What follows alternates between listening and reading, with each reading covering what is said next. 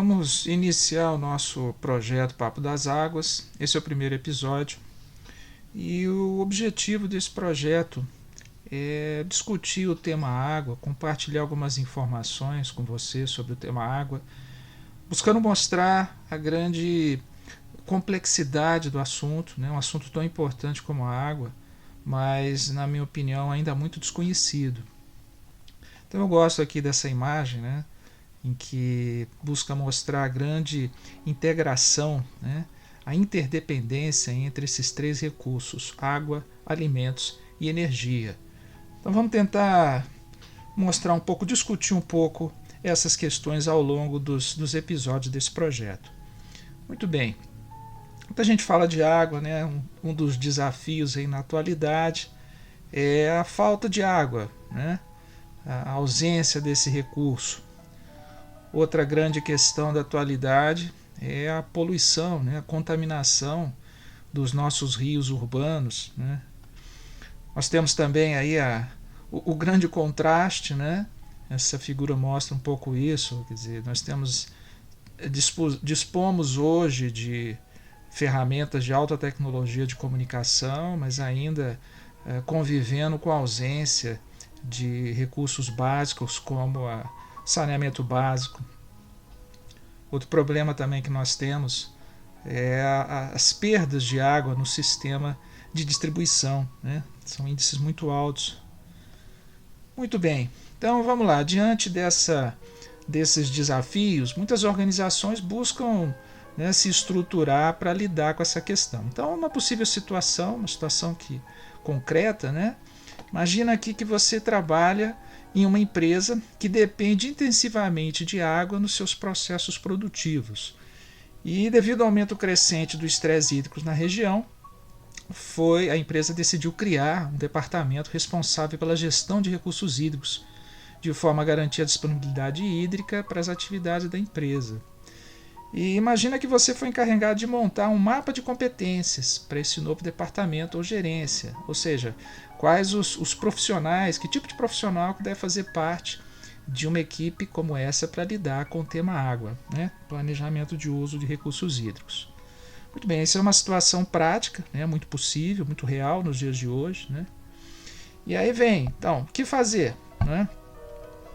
Bom, eu acho que uma palavra-chave quando se fala de água, né, para resolver os desafios que o tema água nos coloca, é a integração, né?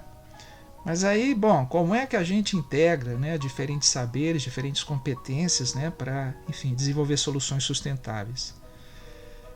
Nesse assunto aí surgem, né, vem aí à mente muitas expressões: multidisciplinaridade, transdisciplinaridade, interdisciplinaridade e um termo que eu acho muito legal, indisciplinaridade, ou seja, uma proposta em que se busca eliminar um pouco essas barreiras, né, que as diferentes disciplinas, né, criam, ou melhor, que as pessoas, né, dessas diferentes áreas criam, buscando aí, né, construir um olhar integrado para a água.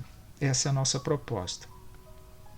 Bom, nós vamos usar aí ao longo desses papos, né, ao longo desse projeto, a imagem do quebra-cabeças, né, como uma forma didática, né, onde cada pecinha aqui representa uma área do conhecimento, uma competência. A gente vai tentar mostrar aqui uma possível proposta, né, de como conciliar, como integrar esses diferentes saberes, né, e para lidar com os projetos ligados à água.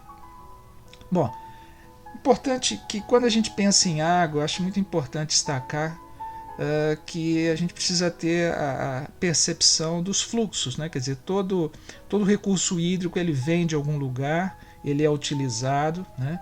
E ele pode ser reutilizado, enfim, em processos subsequentes. Ou seja, é importante ter essa percepção de fluxos, né? Quer dizer, a água está em constante fluxo ao longo de diferentes compartimentos. Nós temos os fluxos naturais, né? Quer dizer, o ciclo da água, então evaporação, formação de nuvens, precipitação, escoamento superficial alimentando aí os mananciais, né? rios e lagos, que por sua vez chegam ao mar. Temos também a percolação no subsolo, carregando aí os aquíferos, que também ao final desse processo retornam ao mar. Muito bem, esse é o fluxo natural. Mas queremos pensar também aqui nos fluxos de água nas sociedades humanas, nas diferentes atividades humanas, né? Então, exemplo aqui, né, captação de água para produção de energia, para uso residencial, industrial, né? Depois uso agrícola, essa água sendo tratada, voltando aqui para os mananciais, para os corpos receptores, enfim, esse é um fluxo de água, né, ao longo das atividades humanas. Bom, então a gente pode identificar aí o conceito de metabolismo hídrico urbano, né? Então, conceituar o metabolismo de uma cidade nos permite entender uma cidade como tendo recursos de suas áreas circundantes, digerindo-os para a produção econômica e bem-estar social, e em seguida retornando esses resíduos de volta ao meio ambiente. Esse tem sido vamos dizer assim, o processo, né, usual, né, tradicional de fluxo de uso de água, ou seja, de uma forma linear, capta, usa e descarta, né? O que a gente vai tentar mostrar, né, é a necessidade, né, de um olhar cíclico, né, e entender que esse fluxo de água nas atividades humanas está inserido no contexto de um ciclo maior, e quanto mais a gente puder integrar esses ciclos, né, mais sustentável será o nosso uso da água. Então montamos aqui um diagrama de fluxo, né, só para a gente organizar o pensamento, né.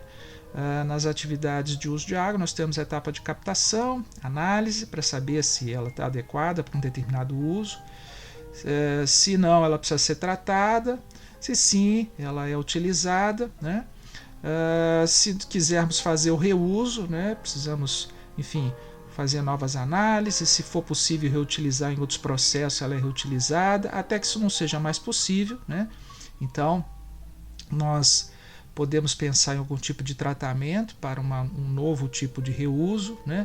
E esse ciclo nós podemos permanecer aqui nesse ciclo de reuso enquanto isso for tecnicamente, economicamente viável, até que chegar um ponto em que essa água pode ser retornada, né, para o ciclo natural. Aí no mundo ideal, o ideal é que seja feito também um novo tratamento, né, para preparar essa água para ela poder retornar para o descarte, para o ciclo hidrológico, sem causar impactos, ok? Então esse é o roteiro que a gente vai usar ao longo aí do nosso bate-papo. Muito bem.